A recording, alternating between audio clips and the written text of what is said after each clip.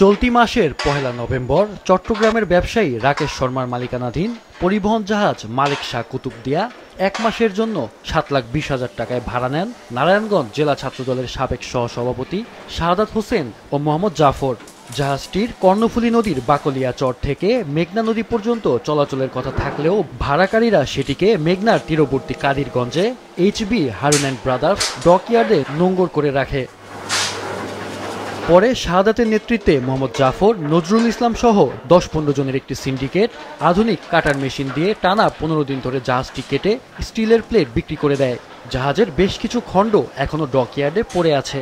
গত রোববার এক পরিচিত ব্যক্তির মাধ্যমে বিষয়টি জানতে পেরে জাহাজের মালিক ঘটনাস্থলে গিয়ে সত্যতা পান এবং পরে সোনারগাঁ থানায় মামলা করেন। যে আমরা একটা বাস ভাড়া দিছি, ওই ভাড়াটা ওরা নিয়ে গিয়ে কি করছে, কেটে ফেলছে।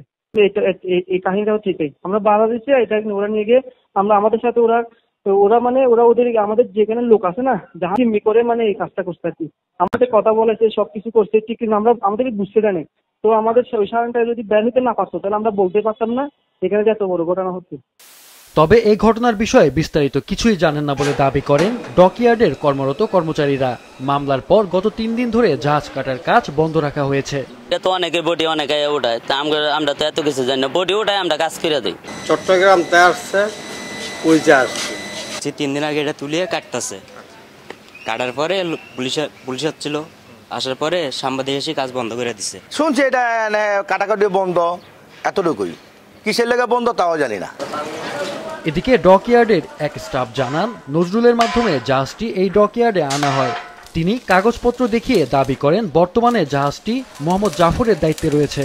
সবকিছু যাচাই করেই জাহাজটি কেটে বিক্রি করা শুরু করে ডকইয়ার্ড কর্তৃপক্ষ। এখানে ডকইয়ার্ড কর্তৃপক্ষের কোনো দোষ নেই বলে দাবি করেন তিনি।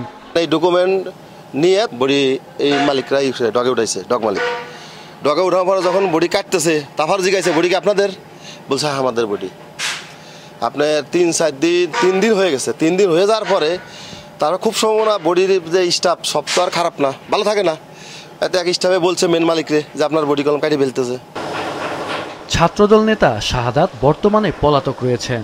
তার বাবা ও শিপইয়ার্ডের মালিক বিএনপি নেতা রফিকুল ইসলামকে একাধিকবার ফোন করলেও যোগাযোগ করা সম্ভব হয়নি। এই ঘটনায় নজরুল ইসলাম নামে এক বিএনপি কর্মীকে গ্রেপ্তার করা হয়েছে। অন্যদের গ্রেপ্তারে অভিযান চলছে বলে জানিয়েছে পুলিশ। আমরা স্বাধীনভাবে তদন্ত করছি, যেই হোক সে যাতে সে আইনের আওতায় আসে। আমাদের কাছে তার পরিচয় মুখ্য না, যেই হবে সে আইনের আওতায় আসবে। আমাদের প্রত্যেকদিন এটা অভিযান চলে বা আমরা আসামি ধরার জন্য প্রযুক্তিগতভাবে আমরা লেগে আছি, চেষ্টা করতে।